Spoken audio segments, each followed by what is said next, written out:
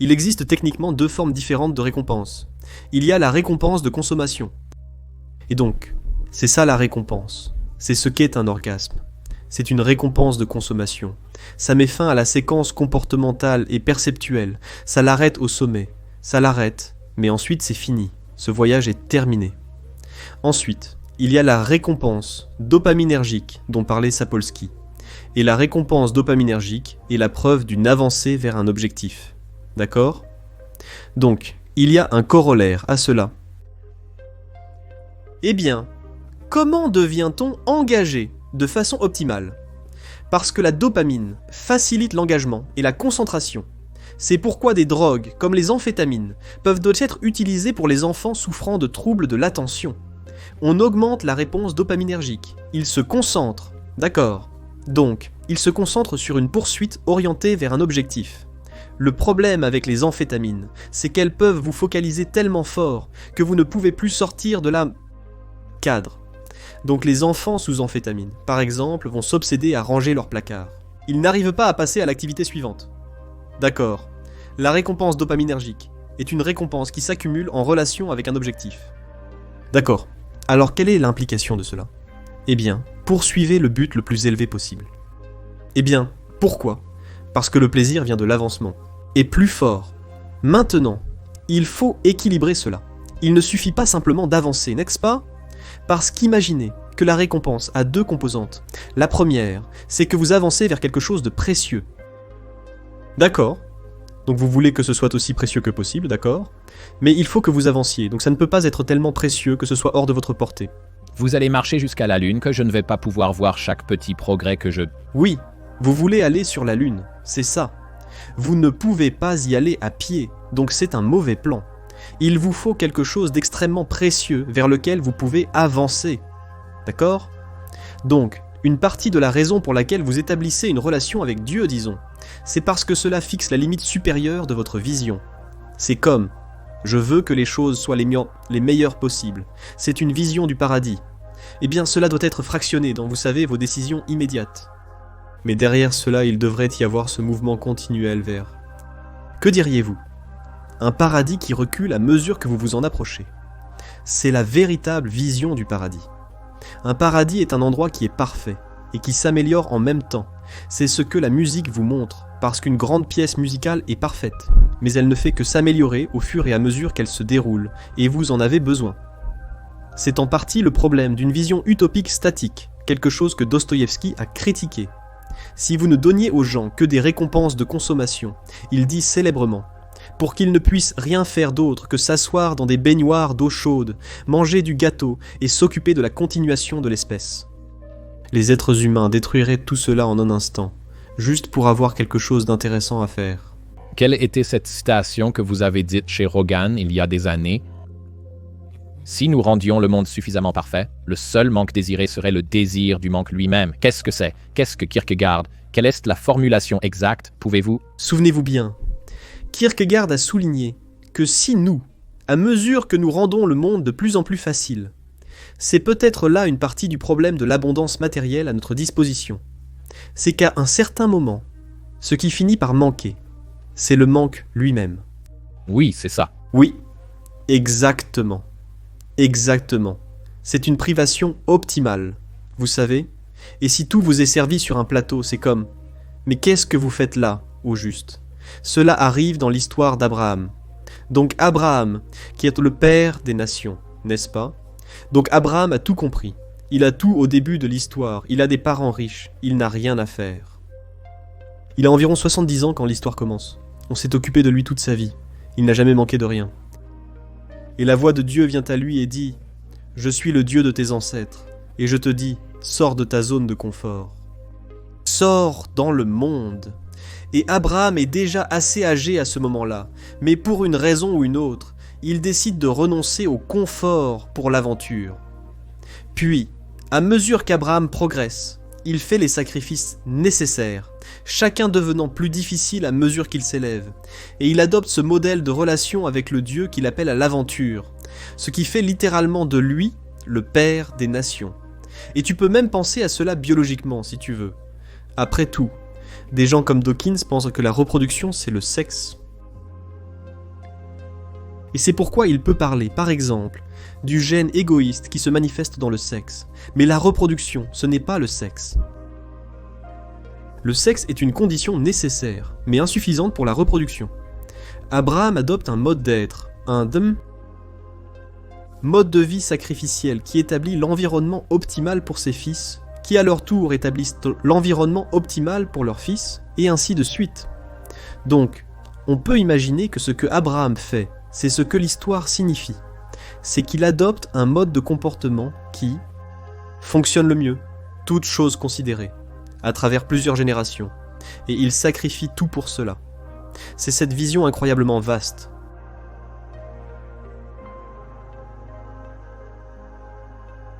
Où devraient-ils aller pour les encourager à trouver des vérités difficiles, la vérité? La vérité, c'est ce qui est optimalement difficile. La vérité est optimalement difficile. C'est vraiment merveilleux de le savoir. La vérité, c'est l'aventure. Il n'y a pas de distinction, en partie parce que si vous allez simplement dire ce que vous croyez être vrai, vous devez lâcher prise sur les conséquences. Vous ne pouvez pas prédire les conséquences. Eh bien, il n'y a aucune différence entre ne pas pouvoir prédire les conséquences et vivre une aventure. C'est la même chose, n'est-ce pas ? Parce que si vous connaissiez les conséquences, ce ne serait pas une aventure. Ce n'est pas une aventure si les conséquences sont déjà connues. Est-ce pareil, il n'y a ni sacrifice ni courage s'il n'y a pas de risque? Oui, c'est exactement la même chose. Et donc, c'est une chose merveilleuse de savoir que l'aventure optimale se trouve dans la vérité, je pense, dans chaque situation donnée. Donc le Christ dit dans le sermon sur la montagne que pour bien s'orienter, et c'est souvent vu comme ce discours hippie du genre « Ne t'inquiète pas du lendemain, le lendemain s'occupera de lui-même, Dieu prend soin des moineaux, il prendra sûrement soin de toi ». C'est comme un rêve humide hippie. Mais ce n'est pas ça, ce n'est pas le cœur du message. Le cœur du message est très simple. Le Christ dit « Vise le plus haut que tu puisses imaginer ». C'est la relation avec Dieu. Tu mets ce qu'il y a de plus élevé à la place la plus haute, et tu vises cela, puis tu te concentres là-dessus, et c'est cela, et traiter les autres comme tu voudrais être traité toi-même, qui établit le cadre moral. Ensuite, tu t'occupes du jour et des préoccupations du jour. Une fois que tu as établi le bon cadre moral, tu fais attention à la journée et tu vis dans la vérité. Et cela te rapproche de cette destination. Il faut avoir la bonne orientation. Il faut viser vers le haut. Mais ensuite, il s'agit simplement de... Que dirais-tu ? Respecter la vérité, c'est le logos. C'est ce qui rend les gens libres. Et c'est ça, bien faire les choses, c'est ça. Il y avait une autre règle qui n'a pas été incluse dans ton livre, rien de bien fait n'est insignifiant. Oui. Eh bien, tu accumules. Donc, le Christ dit à ses disciples dans les évangiles de thésauriser des trésors dans le ciel, pas dans des endroits où les mythes peuvent manger et où la rouille peut détruire. Eh bien, qu'est-ce que ça veut dire ? Qu'est-ce qu'on entend par là ? Eh bien, ça veut dire la même chose que ce que tu viens de mentionner. C'est-à-dire que si tu te soumets à un processus disciplinaire pour accomplir quelque chose, peut-être que tu n'atteins pas l'objectif que tu visais, mais tu acquiers une nouvelle façon de voir le monde et un ensemble de compétences. Si tu continues à faire ça, tu as plusieurs façons de voir le monde et de plus en plus de compétences. Eh bien, c'est ça, ton entrepôt de trésors. Tu sais, la raison pour laquelle les femmes utilisent la richesse comme un indicateur d'attractivité, c'est parce que la richesse est un indicateur de compétence. Ce n'est pas la compétence en soi, parce que tu peux être riche et inutile. Maintenant, ce n'est pas si simple, mais ça peut au moins arriver temporairement. Mais les femmes utilisent nos croiratias des signes de richesse pour évaluer la compétence, et la compétence, c'est le vrai trésor, pas la richesse. Parce que si tu es compétent, tu pourrais être jeté dans le désert et tu le ferais fleurir.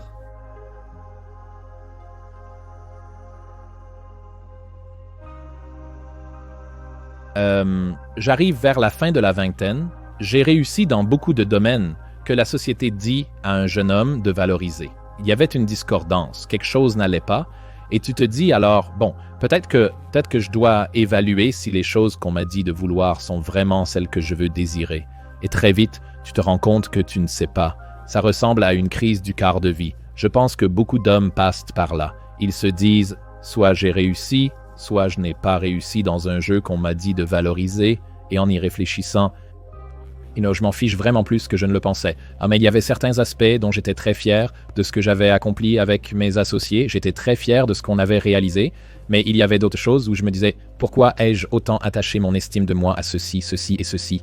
Et alors tu commences. Tu dois évaluer. Et donc c'est... C'est ce qui se passe dans l'histoire de l'Exode quand Moïse rencontre le buisson ardent. Il vaque simplement à ses occupations, en tant que berger. Et il s'en sort bien. Il a 2 femmes. Il aime son beau-père. Il est bien vu dans ce nouveau pays où il se trouve.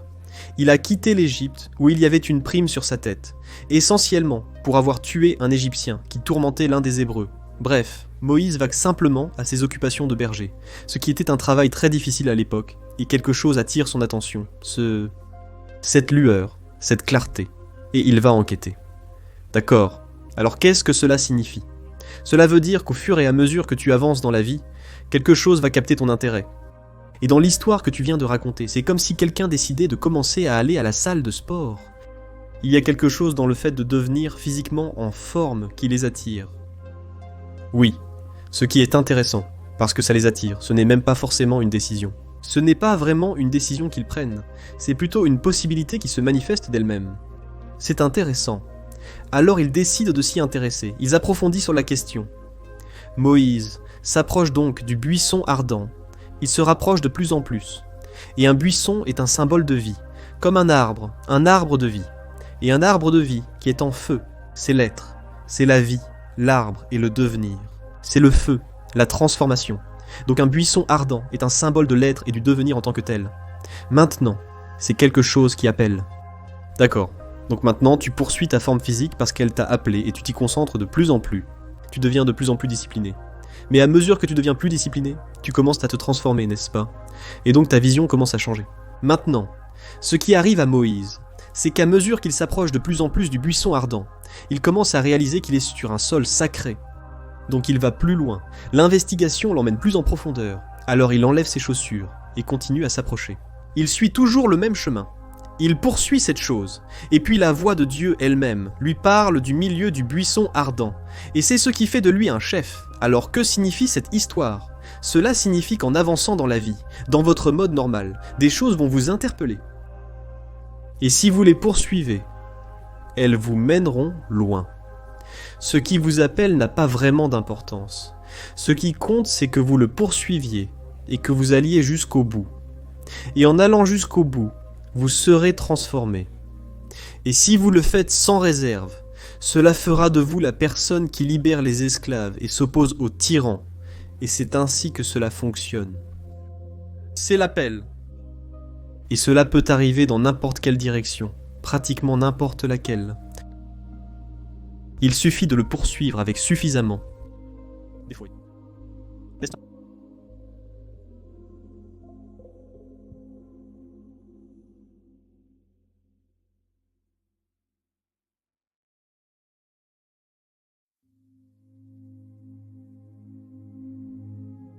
Quand j'étais enfant, la période entre 13 et 15 ans a probablement été la transition la plus difficile, mais j'ai vu cela en grandissant. Quand mes enfants ont maintenant 30 ans, en gros, quand mes enfants sont devenus de jeunes adultes, je pouvais voir que cette transition vers l'âge adulte était le moment où les difficultés commençaient à s'accumuler. Je pense de façon perverse que le monde thérapeutique a pas mal à voir avec ça. En partie parce que les thérapeutes sont essentiellement des protestants libéraux et laïques. C'est une bonne façon de les voir. Ils ont tendance à conceptualiser la santé mentale comme quelque chose de subjectif, n'est-ce pas? C'est comme si la santé mentale était quelque chose que tu portes dans ta tête, comme tu portes ton identité. C'est pour ça qu'on a ces idées ridicules, selon lesquelles tu peux simplement définir ta propre identité. Je suis qui je dis être. Eh bien, évidemment tu ne l'es pas, parce que les autres doivent jouer le jeu avec toi. Leurs amis. Et soit ils vont le faire, soit ils ne vont pas le faire, soit ils vont le faire. Volontairement ou ils vont le faire par la force. S'ils ne vont pas le faire, tu es foutu. Si tu dois utiliser la force, ça ne marchera pas.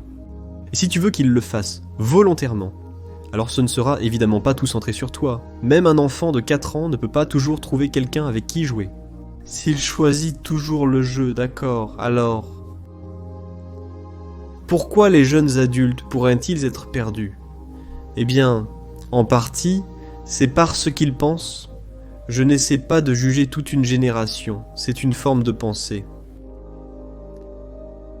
Votre santé mentale ne dépend pas uniquement de vous, ce n'est pas la bonne façon de voir les choses. Je ne pense pas que vous puissiez être en bonne santé mentale sans une relation stable à long terme. Donc, il faut être marié. Disons que cela fait partie des conditions préalables à une adaptation réussie en tant que jeune adulte. Il faut être marié. Il faut donc établir une relation avec quelqu'un qui intègre la sexualité et qui est là pour le long terme.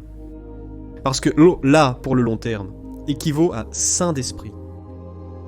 Être là pour demain, être là pour la minute suivante, ce n'est pas la santé mentale, c'est de l'impulsivité, c'est de l'errance. C'est la même chose. Si tout tourne autour de ce que tu veux en ce moment, ou plus précisément, de ce que quelque chose en toi veut à cet instant, c'est la définition d'une folie immature. Tu dois t'engager. Alors tu t'engages envers quelqu'un d'autre, tu t'engages envers ta famille, tu t'engages envers ta communauté. Il y a plusieurs niveaux d'identité qui s'étendent dans le monde social. Et adopter volontairement ces niveaux de responsabilité hiérarchique te donne une identité.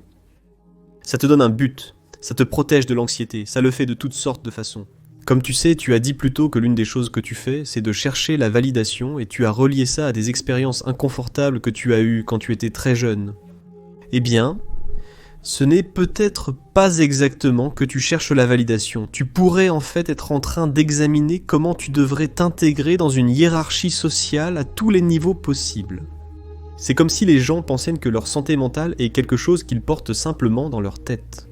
Et que s'ils arrivaient simplement à bien voir le monde, ou si les autres jouaient simplement leur jeu, tout à coup ils seraient en bonne santé mentale, c'est comme...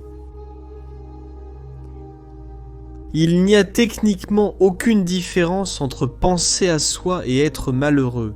Si tu regardes, tu peux regrouper des affirmations descriptives sur toi-même statistiquement. Tous les descripteurs descriptifs qui reflètent bien la conscience de soi sont associés à des émotions négatives. Est-ce que tu n'arrives pas à penser à toi-même de manière positive? Probablement pas, vraiment pas. Eh bien, analysons cela. Tu aimes faire ton podcast et tu te sens positif à ce sujet, d'accord. Mais ton podcast ne parle pas de toi, n'est-ce pas? Donc si tu réfléchis à comment tu es utile à un grand nombre de personnes, tu sais, peut-être que tu en tirerais une certaine satisfaction, mais ce n'est pas vraiment penser à toi, n'est-ce pas? C'est penser à la relation que tu as établie avec les autres, et c'est une relation de responsabilité. Pourquoi aimes-tu ton podcast? Tu peux poursuivre ce qui t'intéresse, mais tu n'es pas obligé de le faire publiquement, d'accord? Alors pourquoi le fais-tu publiquement? Pour plusieurs raisons, la première étant que ça me rend responsable. C'était l'une des principales raisons. Ça me rendait responsable parce que je savais que si je ne le faisais pas, si je n'étais pas rigoureux et précis, et en accord avec ce que j'avais dit et fait auparavant, il y avait un regard extérieur qui observait. D'accord. D'accord? Donc, eh bien, c'est très intéressant. Donc, je dirais aussi que ce n'est pas exactement à propos de toi. C'est à propos de ta capacité à vivre, à établir l'harmonie entre ce que tu dis et la façon dont tu agis. Et les attentes qu'une communauté sociale de plus en plus large a envers toi, en conséquence de ce que tu dis et de la façon dont tu agis. D'accord? Ce n'est pas à propos de toi, c'est à propos de ton intégration dans une hiérarchie sociale. D'accord? Et donc je pense que tu peux. Et puis tu pourrais aussi dire, eh bien, peut-être que tu penses qu'à toi-même, quand tu établis un objectif ou un but, eh bien pas si ce sont de bons objectifs ou buts. Parce que si ce sont de bons objectifs ou buts, et je dirais que ce que signifie bon techniquement, c'est un objectif ou un but qui se déroulera bien, à moyen et long terme dans une multitude de situations, incluant beaucoup de personnes. Une solution qui s'itère dans le temps, et qui est indépendante de la situation et largement inclusive sur le plan social est un meilleur objectif, n'est-ce pas? C'est un objectif plus élevé parce qu'il intègre davantage, d'accord? Maintenant, Vous pourriez vouloir fixer des objectifs, et vous pourriez être satisfait de la façon dont vous progressez par rapport à ces objectifs. Mais si ces objectifs n'ont pas les caractéristiques que je viens de décrire, alors... Si les objectifs ont les caractéristiques que je viens de décrire, ils ne concernent pas vous.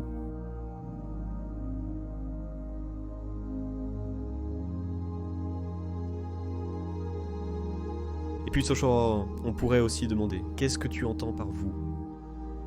Exactement. De quel vous parlez-vous ici? Vous savez. Et donc nous jouons à ces jeux d'identité dans le monde moderne qui rendent les gens anxieux et désespérés.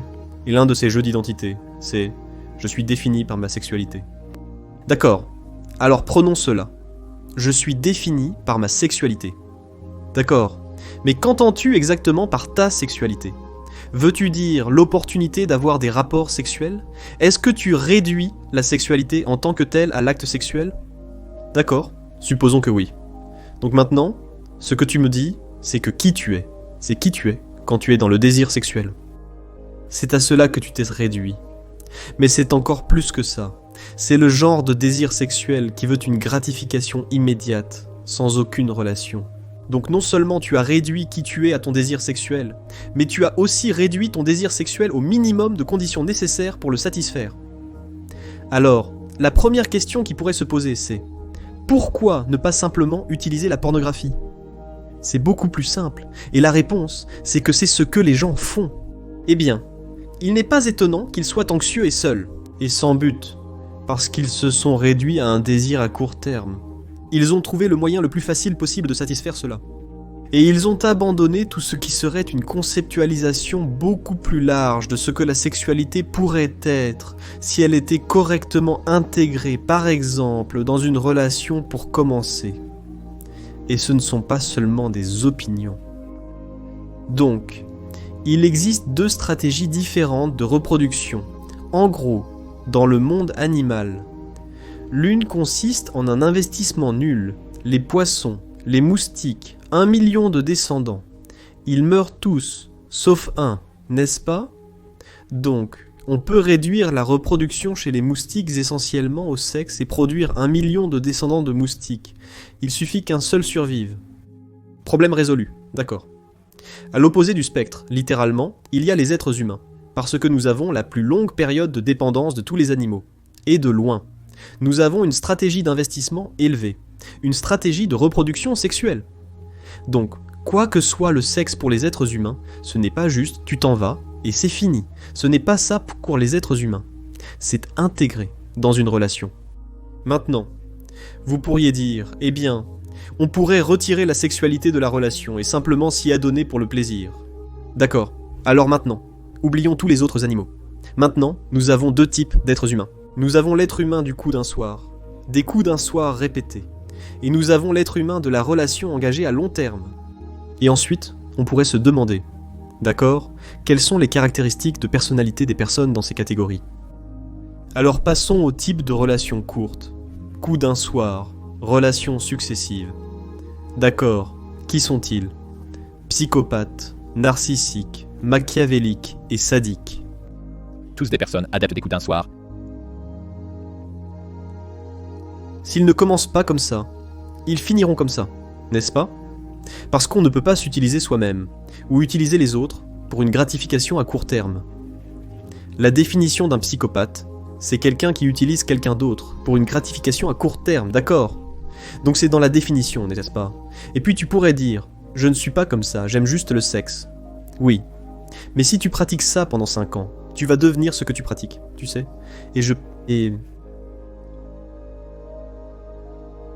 J'en ai parlé un peu avec Russell Brand à ce sujet. Et je peux le dire parce que c'était dans son podcast, donc ce n'est pas un secret, tu sais. Russell avait ce qu'Andrew Tate promet à ses abonnés. Il avait la célébrité, il était charismatique, et il avait plus ou moins un accès illimité à la gratification sexuelle à court terme, d'accord? En combinaison avec, tu sais, les substances qui rendent ça encore plus probable. L'alcool et la cocaïne, disons. Alors, quelles sont les conséquences? Eh bien, je lui ai demandé, quelles ont été les conséquences? tu avais tout ça. Il a dit désespoir, anxiété et absence d'espoir, tu vois. Mais pas seulement ça, parce que, tu sais, Russell s'est mis dans le pétrin ici il y a 1 mois et demi. Ça a failli le détruire. Eh bien, c'était son passé qui revenait le hanter. Et il a dû fouiller dans sa psyché et voir, tu sais, eh bien, avec toutes ces relations à court terme, toutes ces orgies de gratification sexuelle à court terme auxquelles je me suis adonné, est-ce que j'ai déjà dépassé les limites ? Eh bien, la réponse, c'est quand tu as 200 expériences comme ça, tu ne vas pas dépasser les limites. Quand tu es ivre, quand tu es sous cocaïne, tu vas franchir plein de limites et ça va revenir te hanter. Alors,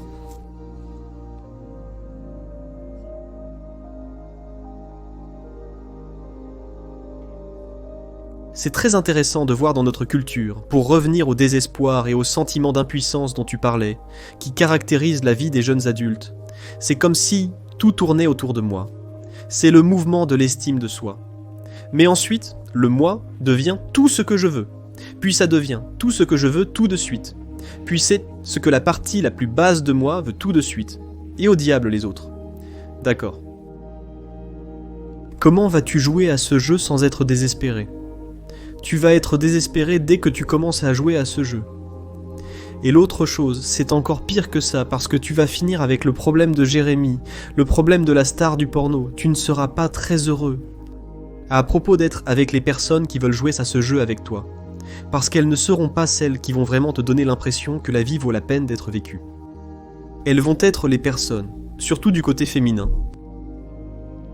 Des femmes qui sont prêtes à se compromettre pour une gratification sexuelle à court terme. Ce ne sont pas des femmes heureuses. Ce sont généralement des femmes blessées. Et si elles ne sont pas blessées quand elles commencent à jouer à ce jeu, elles le seront sûrement quand elles auront fini.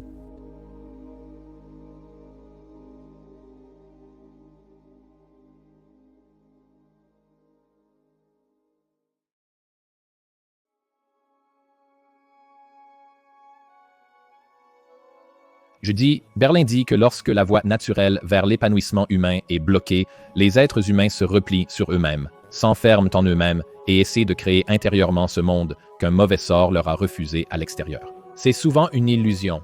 Si tu ne peux pas obtenir du monde ce que tu désires vraiment, tu dois t'apprendre à ne pas le vouloir. Si tu ne peux pas obtenir ce que tu veux, tu dois t'apprendre à vouloir ce que tu peux obtenir. C'est une forme très fréquente de repli spirituel en profondeur, dans une sorte de citadelle intérieure où tu t'enfermes contre tous les maux effrayants du monde. Mon ami commun, Rob Henderson, l'a expliqué de façon plus simple. Si ta jambe est blessée, tu peux essayer de la soigner, et si tu ne peux pas, alors tu la coupes et tu déclares que le désir d'avoir des jambes est mal avisé et doit être réprimé. Et je pense que nous voyons cela partout. Eh bien d'accord. Donc imagine que tu élabores un plan et qu'il rencontre un obstacle, et que cela fait s'effondrer tout le plan. D'accord. Maintenant tu te retires. D'accord. Maintenant tu as une option lorsque tu te retires, et une option consiste à construire un monde imaginaire où tu te venges de ceux qui t'ont fait du tort, et où tu obtiens ce que tu veux. Ça, c'est une voie vers la folie. Très souvent, les personnes qui développent de graves délires. Comment pourrais-tu les appeler ? Ce sont des fantasmes compensatoires, et ensuite ils commencent à y vivre, et souvent pendant des centaines d'heures. Donc, encore une fois, les jeunes qui ont attaqué le lycée Columbine ont vécu dans un monde imaginaire pendant des centaines d'heures, avant de commettre leurs actes terribles. D'accord, mais tu peux aussi te replier sur toi-même. Disons. Et tu peux, c'est comme la confession et l'expiation, c'est la bonne façon de voir les choses. Tu peux réfléchir à ce que tu as mal fait, ou pas assez bien fait, qui a mené à l'effondrement de ton plan, n'est-ce pas ? Donc, c'est la première enquête. J'ai fait des sacrifices. J'ai essayé de provoquer une forme particulière du futur. Ça ne s'est pas produit. D'accord. Pourquoi ? Eh bien, le monde est contre moi. Le cosmos est maléfique. Il n'y a pas de Dieu. Et je suis amer et cynique. C'est une explication possible, non ? Pauvre de moi, n'est-ce pas ? Et je n'essaie pas d'être désinvolte à ce sujet, parce que parfois les rêves des gens sont tout à fait réalistes, et ils échouent quand même de façon catastrophique. Vous savez, ça peut être brutal. Peut-être que vous avez pris beaucoup de bonnes décisions et que vous êtes soudainement tombé malade, ou quelqu'un dans votre famille l'a été, et tout s'est effondré pour vous. Ce n'est pas forcément parce que vous avez fait quelque chose de fondamentalement stupide que vous échouiez, vous savez. C'est inscrit dans la structure du monde. Mais ce n'est pas grave. Vous pouvez aussi vous replier sur vous-même et vous dire quelque chose comme « D'accord, je dois repenser ma conception de la stratégie, mais aussi potentiellement ma conception du but. Peut-être que je cherche au mauvais endroit. Peut-être que je dois chercher ailleurs. » Et vous pouvez vous ouvrir à une révélation. Il y a donc une parole de l'Évangile qui est très pertinente à ce sujet. Le Christ dit à ses disciples que s'ils frappent, la porte s'ouvrira. S'ils demandent, ils recevront. Et s'ils cherchent, ils trouveront. Et donc, cela semble magique. Cela ressemble au genre de choses dont les nouveaux athées se moqueraient. Mais ce n'est pas le cas. Ce n'est pas une interprétation sage de cette parole. La bonne interprétation, c'est plutôt une reconnaissance de la façon dont la pensée fonctionne. Imaginez que vos plans n'ont pas abouti. D'accord. Maintenant, vous vous asseyez et vous vous dites à vous-même « J'aimerais savoir. Même si le monde conspirait contre moi et que mon échec était à 95% la faute d'événements extérieurs et d'autres personnes, qu'est-ce que je n'ai pas fait aussi bien que j'aurais pu? Et où ai-je échoué à regarder pour que la probabilité de mon échec soit plus élevée? Maintenant, il faut se poser cette question. Il faut vraiment vouloir la réponse. C'est ça que ça veut dire frapper, demander ou chercher. Ce n'est pas une blague, il faut vraiment vouloir savoir, et c'est quelque chose de très douloureux à faire, surtout si tu as tout donné autant que tu le pouvais. Et tu as des raisons d'être amer, tu vas chercher les erreurs que tu as quand même commises, et découvrir ses propres erreurs est toujours extrêmement douloureux, surtout s'il s'agit d'erreurs auxquelles tu tiens. Il faut donc être prêt à se dépouiller, c'est ça, au fond, l'humilité. Mais l'avantage, c'est que c'est pour ça qu'il est si utile d'écouter les autres. Tu pourrais découvrir où tu es stupide, et alors tu pourrais arrêter de l'être. Donc, une des raisons pour lesquelles tu confesses tes péchés, disons, c'est parce que tu veux découvrir où tu es insuffisant. Maintenant, c'est douloureux. Tu sais, c'est douloureux de rencontrer un obstacle sous la forme de l'opinion de quelqu'un d'autre qui pourrait te montrer où tu es aveugle. Et ignorant, ou même volontairement aveugle. Mais l'avantage de cela, c'est que tu peux corriger l'erreur, et ensuite, en avançant, tu es plus fort. Tu sais, une des choses que j'ai apprises à mes enfants, et j'espère au moins avec un certain succès, c'est que tu devrais toujours poser une question stupide, et ça ne veut pas dire le genre de question que poserait quelqu'un qui n'écoutait pas. Si tu écoutes quelqu'un, et que tu ne comprends pas ce qu'il dit, et que tu le montres, tu révèles ton ignorance, tu sais. Et peut-être que tu es dans une pièce pleine de gens, et que tu penses être la seule personne assez stupide pour ne pas comprendre. Ce qui est très rarement le cas, d'ailleurs. Mais le truc, c'est que si tu révèles cette ignorance à toi-même et à l'autre personne, ils peuvent la corriger. Et si tu fais ça 1000 fois, tu n'es plus ignorant. Et c'est aussi un vrai chemin vers le succès. Tu le vois, tu fais ça, parce que tu poses de vraies questions dans ton podcast. Et Rogan fait ça aussi. Rogan essaie toujours d'être un peu plus intelligent qu'il ne l'est déjà. Et ça marche, ça s'itère. Si tu poses 1000 questions stupides et que tu écoutes la réponse, alors tu sais 1000 choses, certaines profondes, que tu ne savais pas avant.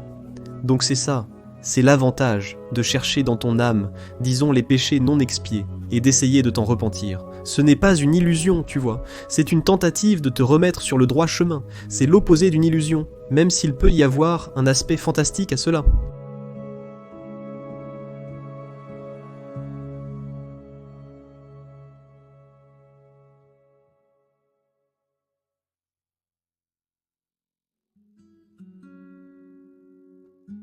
Mon impression.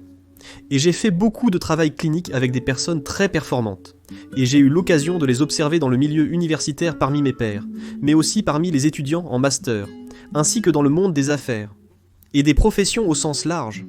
C'est qu'il faut une combinaison unique de traits pour être une personne de niveau C-suite ou l'équivalent. Et l'une de ces choses, c'est une efficacité et une persévérance incroyables. Donc non seulement tu travailles 80 heures par semaine, tu fais ça tout le temps, et tu le fais sans arrêt. Ce n'est pas comme, tu sais, quand tu parles à un étudiant de premier cycle qui dit « J'ai passé 8 heures à la bibliothèque hier à étudier », et puis tu fais une petite analyse et tu découvres qu'en réalité, il a passé 40 minutes à étudier. Peut-être. Et 7 heures et demie à perdre du temps. Mais les personnes qui occupent ces postes de direction, elles travaillent réellement tout ce temps-là, et elles se sont entraînées pour ça. Elles ont le tempérament. Elles sont très probablement consciencieuses, donc elles commencent avec ça. Et peut-être que cela a aussi été encouragé dans leur foyer, parce que ça aide. Voici un exemple de cela. Donc, les enfants des immigrés asiatiques de première génération réussissent de façon disproportionnée. Et il semble que la raison à cela soit quelque chose comme la socialisation à la conscience professionnelle.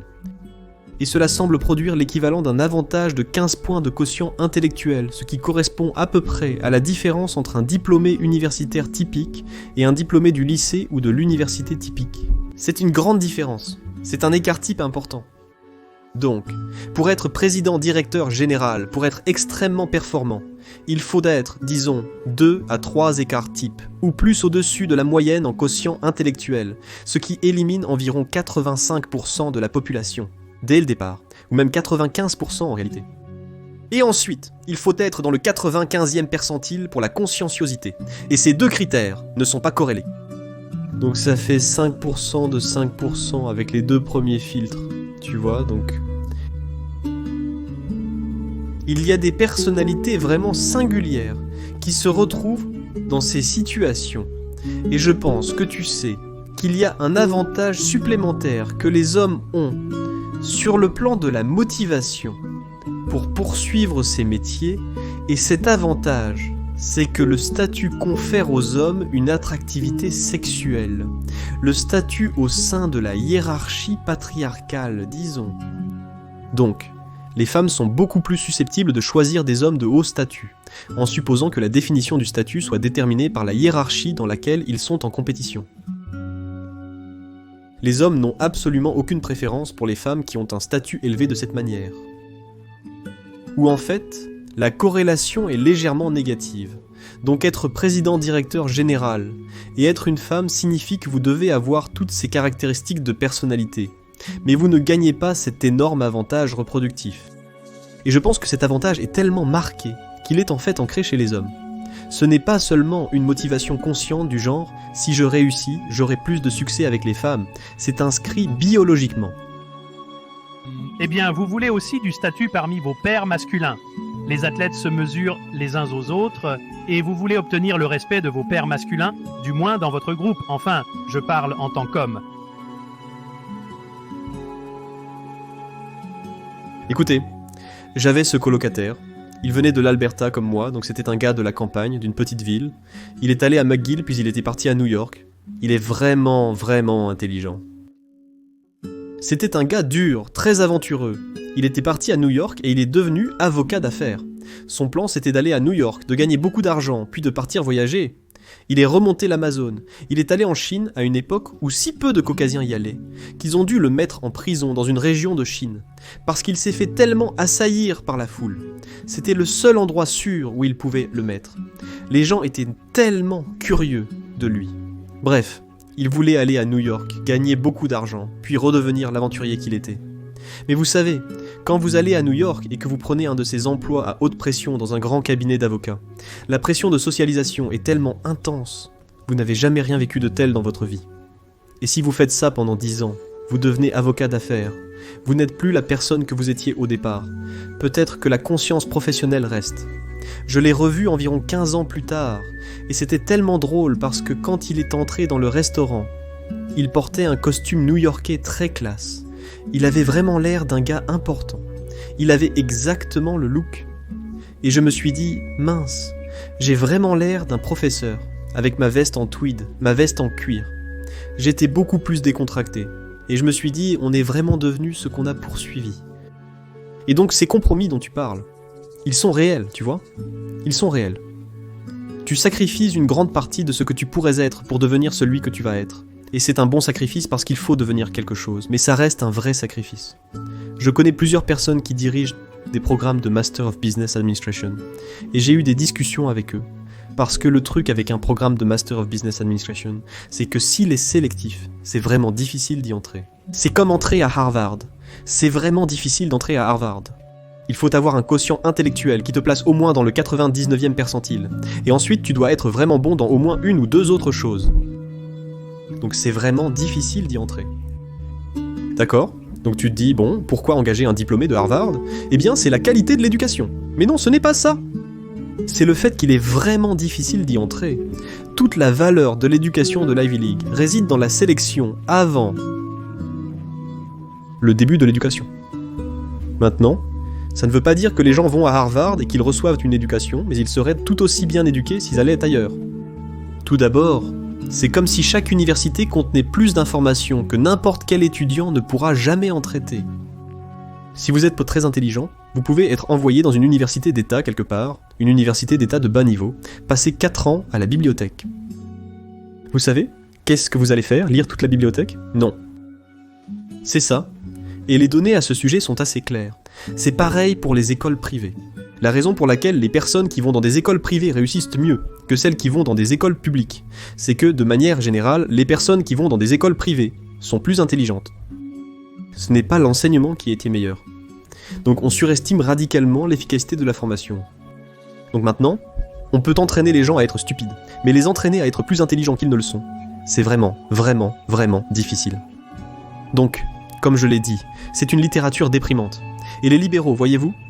Les libéraux pensent que tout le monde est à peu près égal, et qu'il y a un travail pour chacun. Il suffit de les former. C'est faux, non? Et les conservateurs pensent, eh bien, qu'il y a un travail pour chacun s'il se bouge simplement et travaille. C'est comme, non, ça aussi c'est faux. Même si, travailler, c'est mieux. Et, eh bien, ça c'est du côté conservateur. Mais les libéraux ne prennent pas en compte les différences individuelles.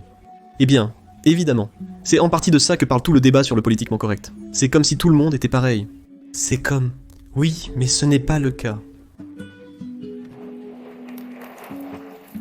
Vous savez, et je trouve, c'est vraiment agaçant, je dirais. J'adore venir dans la Silicon Valley. Je suis venu ici de très nombreuses fois. Et vraiment, c'est quelque chose de venir ici et de rencontrer des gens.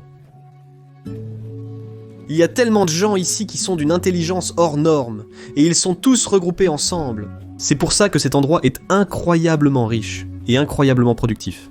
C'est l'une des raisons, mais c'est aussi très agaçant. Que ce soit aussi orienté à gauche, parce que l'une des choses que les génies de la Silicon Valley qui penchent à gauche devraient comprendre, c'est qu'ils sont les bénéficiaires d'une loterie génétique et qu'ils devraient le prendre au sérieux. C'est vrai. Oui, tu as travaillé dur, oui, tu es entreprenant, oui, tu es au top, tu as fait tes 60 heures par semaine, tu sais. Tu fais tout ce que tu peux, mais tu as un quotient intellectuel de 150, et ça, ce n'est pas grâce à toi, tu vois. C'est quelque chose qui t'est arrivé. Donc tu ne peux pas dire que tout vient de toi, non. Ce n'est pas tout toi et le génie qu'on t'a donné quand tu étais bébé. C'est ça qui fait la différence. Maintenant, ça ne veut pas dire que je pense que les personnes avec une intelligence disproportionnée ne devraient pas être récompensées de façon disproportionnée. C'est possible qu'ils devraient l'être, parce qu'il se peut que ce soit dans l'intérêt de tout le monde de donner autant d'argent que possible aux 2% les plus intelligents, parce que ce sont eux qui vont en faire le meilleur usage. Et donc, même si ce n'est pas juste, parce que tu pourrais dire, eh bien, juste parce que tu as gagné à la loterie génétique, est-ce que ça veut dire que tu devrais avoir plus d'argent que les autres? C'est-à-dire, eh bien, pas au nom de l'équité. Mais si tu dois distribuer de l'argent, eh bien, à qui vas-tu le distribuer, tu sais? Et je crois que c'était Ted, qui dirigeait Cable News Network, Ted Turner. Il a estimé que même si tu faisais tout ton possible toute ta vie, il n'y avait aucun moyen de dépenser plus de 400 millions de dollars. Et donc, disons que tu as plus d'argent que ça à ta disposition. Eh bien, on espère que tu vas en faire des choses à moitié intelligentes. Et on espère aussi que les gens plus intelligents en feront des choses plus qu'à moitié intelligentes. Donc, s'il faut avoir une distribution inégale, alors une méritocratie est probablement la meilleure façon de le faire. Mais ça te laisse quand même avec ce terrible problème, à savoir, qu'est-ce que tu fais de toutes les personnes qui se retrouvent à zéro?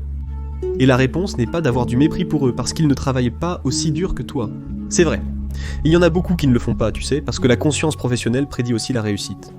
Donc parmi les pauvres, il y a des gens qui ne travaillent pas, tu sais, mais... Il ne faut jamais sous-estimer la contribution des capacités cognitives. Donc c'est dur, mec, et on ne prend pas ça au sérieux, et on ne sait pas quoi faire à ce sujet. Et il est clair qu'à mesure que l'inégalité augmente, les sociétés se déstabilisent, c'est évident. Donc c'est quelque chose qu'il faut gérer, mais on ne sait pas comment s'y prendre, on ne sait pas comment déplacer efficacement les ressources vers le bas de la hiérarchie des compétences. Vous savez, j'ai travaillé avec beaucoup de personnes qui sont tout en bas de la hiérarchie dans ma pratique clinique. Et vous savez, comme des toxicomanes à la cocaïne par exemple. Des toxicomanes à la cocaïne, avec un faible quotient intellectuel. Tous les toxicomanes à la cocaïne n'ont pas un faible quotient intellectuel d'ailleurs, mais c'est un triple coup dur, disons. Parce que si vous êtes toxicomane à la cocaïne, bon, vous êtes probablement aussi alcoolique. Et donc, si vous êtes toxicomane à la cocaïne, que vous êtes alcoolique, et que vous êtes plutôt du côté bas de la distribution cognitive, disons que vous avez une vie sacrément difficile, il y a beaucoup de choses qui vont mal pour vous, et vous avez vraiment de la chance si vous êtes complètement fauché. Parce qu'aussitôt que vous avez de l'argent, c'est fini pour vous, vous n'imaginez même pas à quel point. Donc par exemple, quand votre chèque de chômage arrive et que vous êtes un cocaïnomane alcoolique sans emploi, la probabilité que 3 jours plus tard, vous finissiez face contre terre dans un fossé est vraiment, vraiment élevée. Alors ne pensez pas que c'est aussi simple que de simplement déverser de l'argent tout en bas de la hiérarchie de compétences vers les personnes de la sous-classe et de s'attendre à ce que cela ait un effet bénéfique. Je ne pense pas qu'il y ait la moindre preuve de cela. L'argent n'est pas une ressource facile à utiliser de façon productive.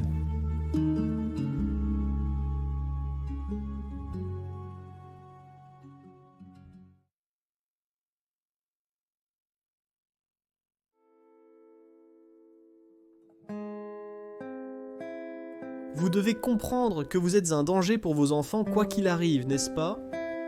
Vous pouvez les laisser sortir dans le monde et être blessés. Ou vous pouvez les surprotéger et leur faire du mal de cette façon. Voilà donc votre choix. Vous pouvez rendre vos enfants compétents et courageux, ou vous pouvez les rendre en sécurité. Mais vous ne pouvez pas les rendre en sécurité parce que la vie n'est pas sûre. Donc si vous sacrifiez leur courage et leurs compétences sur l'autel de la sécurité, alors vous les désarmez complètement, et tout ce qu'ils peuvent faire, c'est prier pour être protégés. C'est la mer oedipienne, n'est-ce pas? C'était la grande découverte de Freud, la mer sombre, et la mer sombre, c'est la personne. C'est la sorcière dans Hansel et Gretel, la maison en pain d'épices.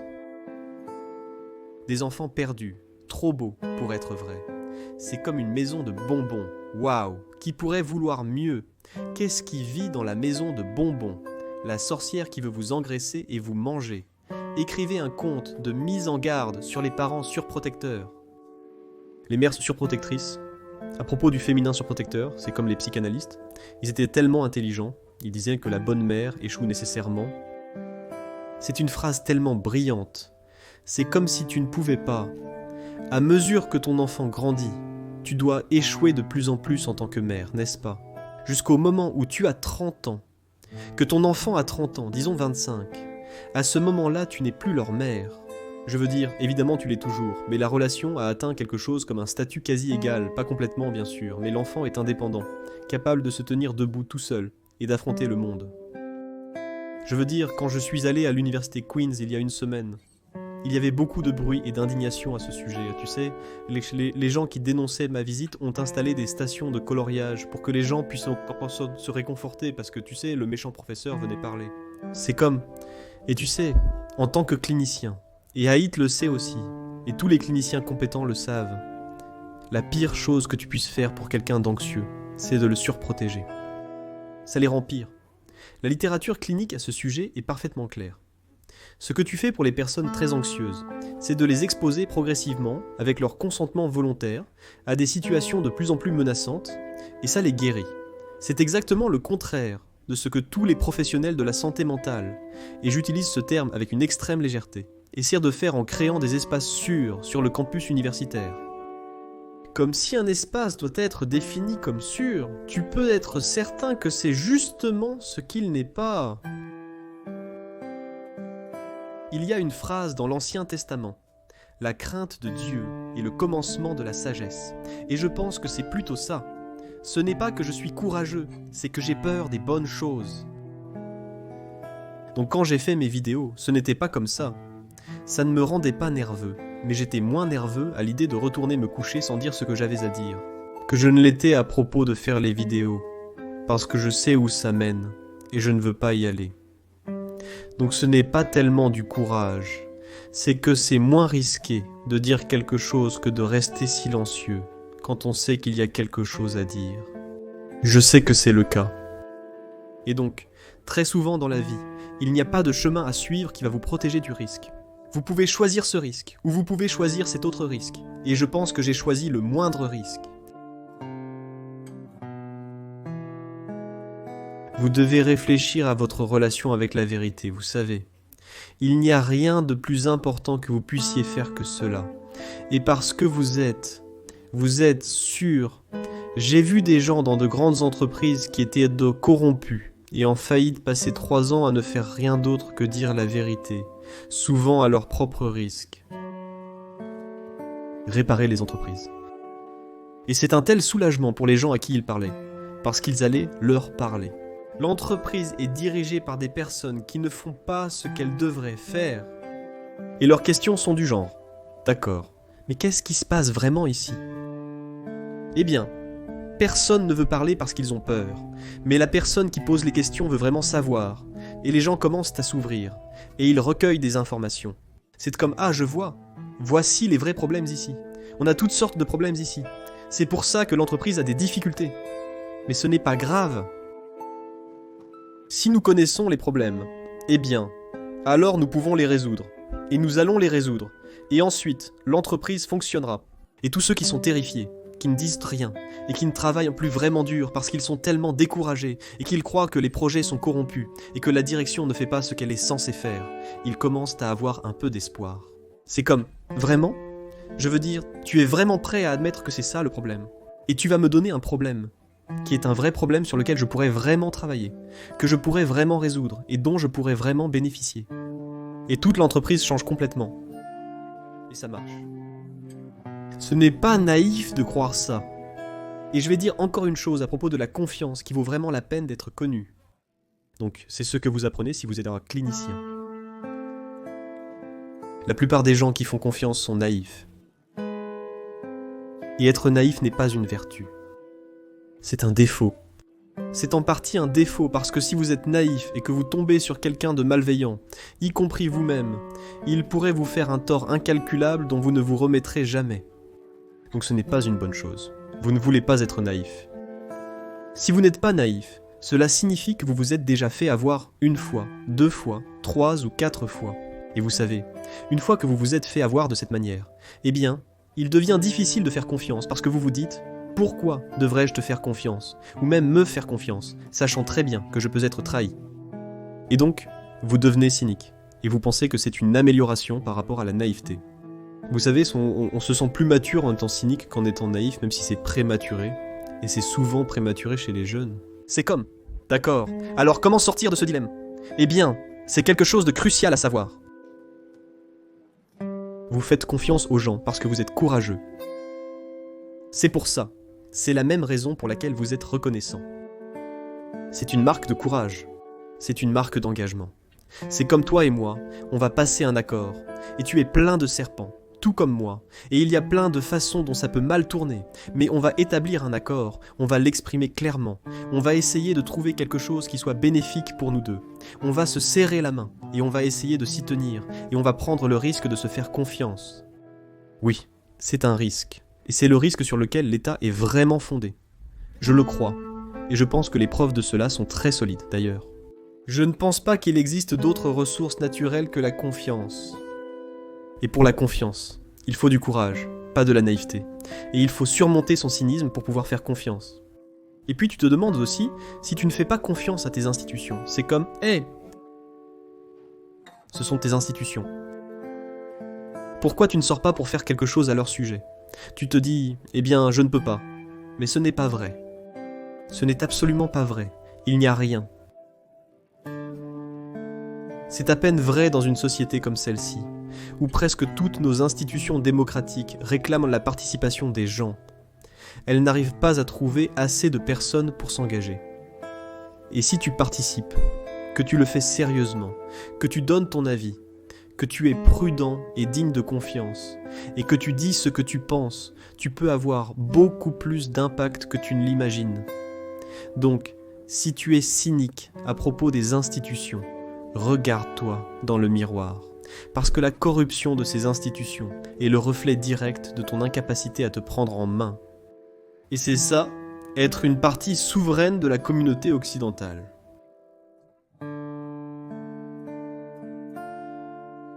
Parfois, la vie des gens devient tellement compliquée qu'ils préféreraient être morts.